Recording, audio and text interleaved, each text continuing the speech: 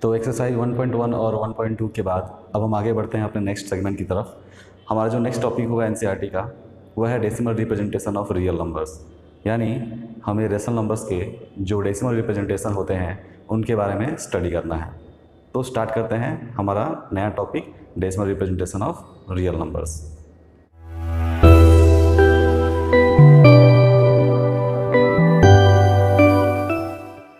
तो जैसा कि आपको पहले ही बताया जा चुका है कि हमारी दुनिया में सिर्फ एक ही नंबर एग्जिस्ट करता है और वो कौन सा है, रियल नंबर्स। तो थोड़ा सा देख लेते हैं रियल नंबर के अंदर कौन कौन से नंबर्स आते हैं और फिर हम उनके डेसिमल रिप्रेजेंटेशन की बात करेंगे।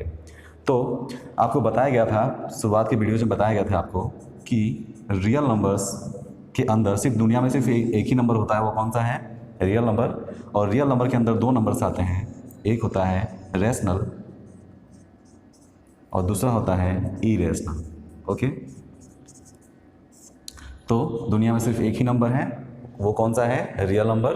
और रियल नंबर के अंदर दो तरह के नंबर्स आते हैं, एक है रेशनल नंबर और दूसरे होते हैं आपके इरेशनल नंबर्स। ओके, तो हमें इरेशनल नंबर्स और रेशनल नंबर्स के डेसिमल एक्सपेंशन को जानना है, उनके बारे में हमें स्टडी करनी है। तो सबसे पहले हम स्टार्ट करते हैं इरेशनल नंबर्स की।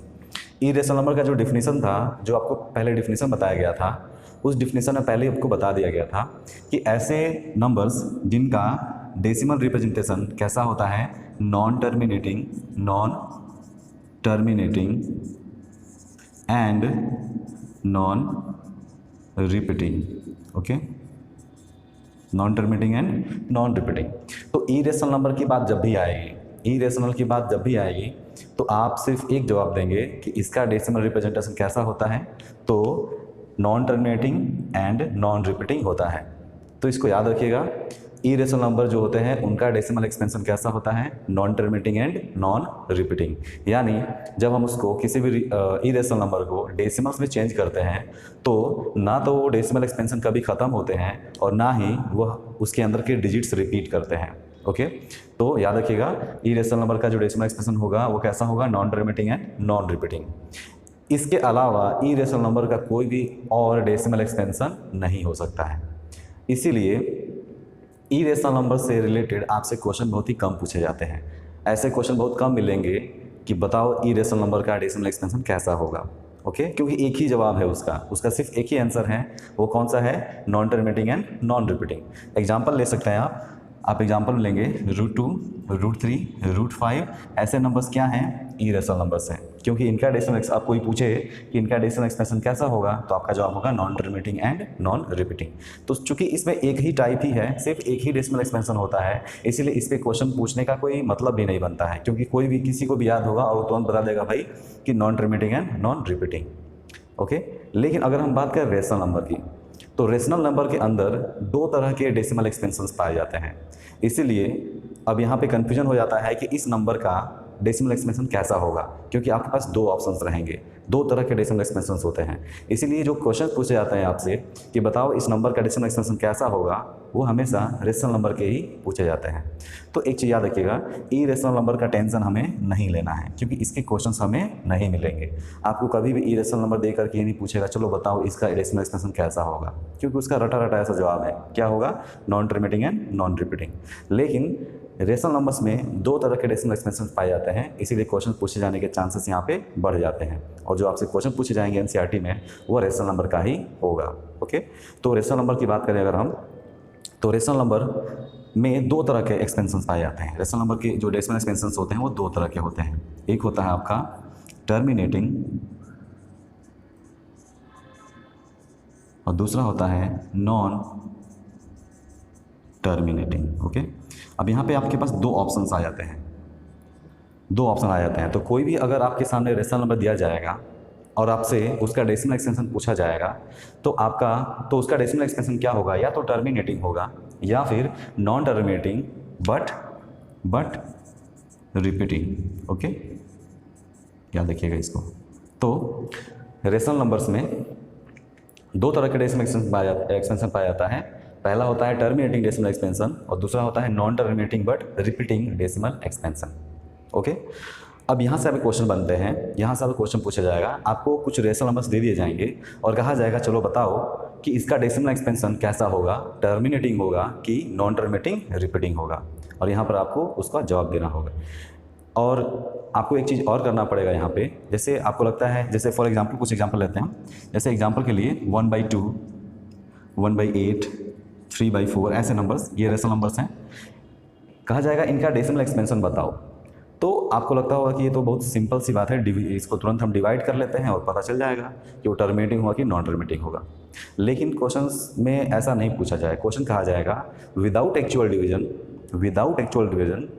शो या फिर state whether this numbers have terminating और non terminating but repeating decimal expansion. यानी आपसे क्वेश्चन कहा जाएगा कि कब डिवाइड नहीं करना आपको, बिना एक्चुअल डिवाइड किए हुए बताओ किसका डेसिमल एक्सपेंशन कैसा होगा। अब यहाँ पे थोड़ा सा कुछ चीज़ें मुश्किल हो जाती हैं, क्योंकि डिवाइड आपको करना नहीं है और बताना भी है कि इसका डेसिमल एक्सपेंशन कैसा होगा, इसलिए मामला थोड़ा सा पेचीदा हो जाता है।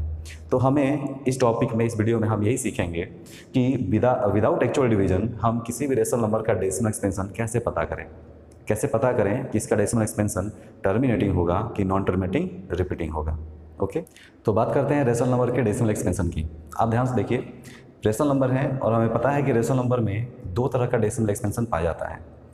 कुछ ऐसे रेशनल नंबर्स होते हैं जिनका डेसिमल एक्सपेंशन टर्मिनेटिंग होता है, कुछ ऐसे रेशनल नंबर्स होते हैं जिनका decimal expansion non terminating but repeating होता है।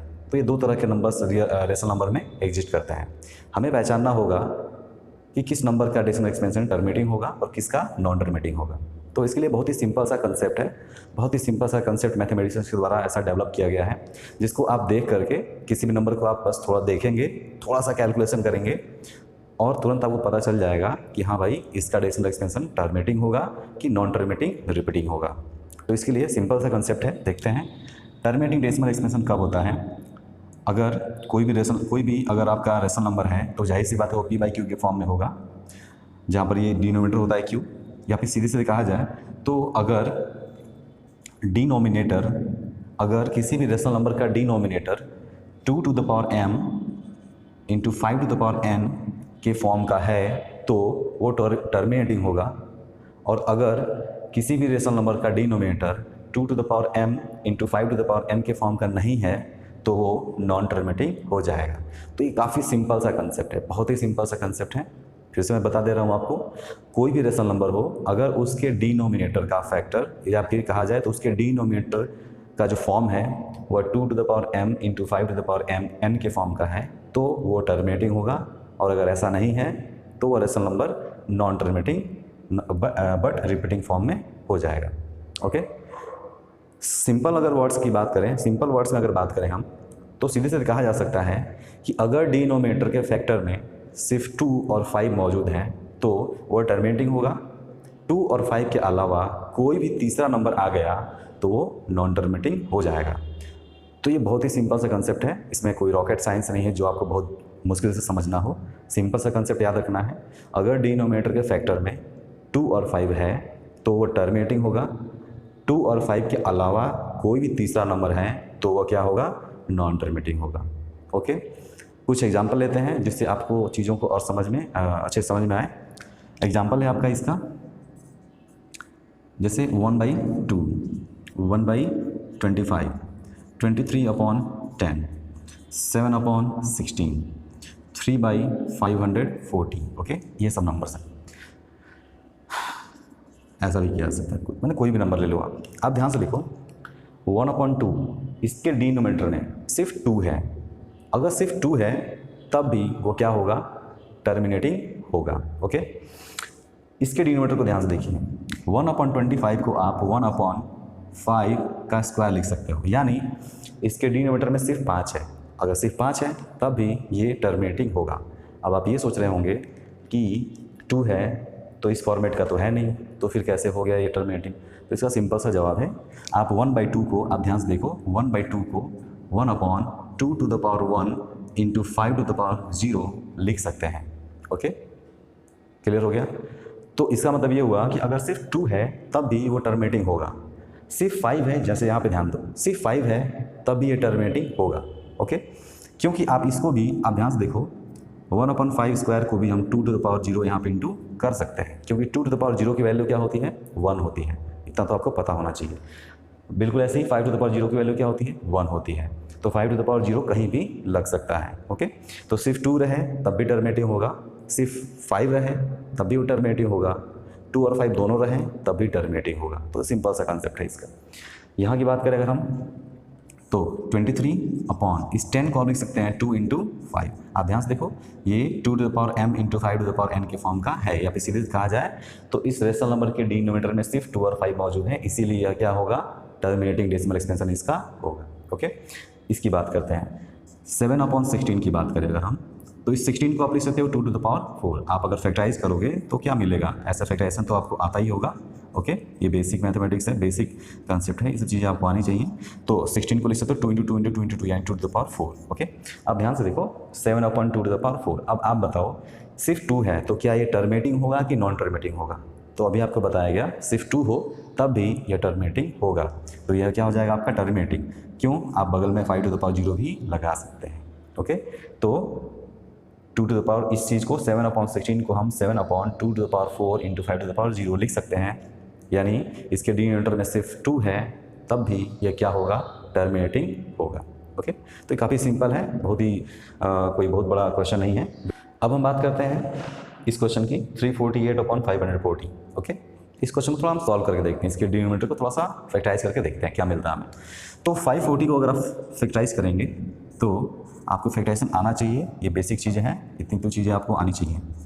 तो इसको फैक्टराइज करते हैं हम, तो 270 मिलेगा, 2 से फिर से इसको कैंसिल आउट करेंगे 135, 5 से कैंसिल आउट कर देंगे इसको 27, और 3 से कैंसिल आउट कर देंगे 9, 3 से कैंसिल करेंगे 3, और 3 से कैंसिल करें तो 1। इसका मतलब ये हुआ कि आप 540 को लिख सकते हैं 2 square 2 to the power 2 into 5 to the power 1 into 3 to the power 3 into 3 to the power 3। इसका मतलब ये हुआ कि जब आप इसके डिनोमिनेटर को जब फैक्टराइज करेंगे तो 348/2 square into 5 to the power 1 into 3 to the power 3 मिलेगा। अब आप ये देख के बताओ कि इसका डेसिमल एक्सप्रेशन कैसा होगा।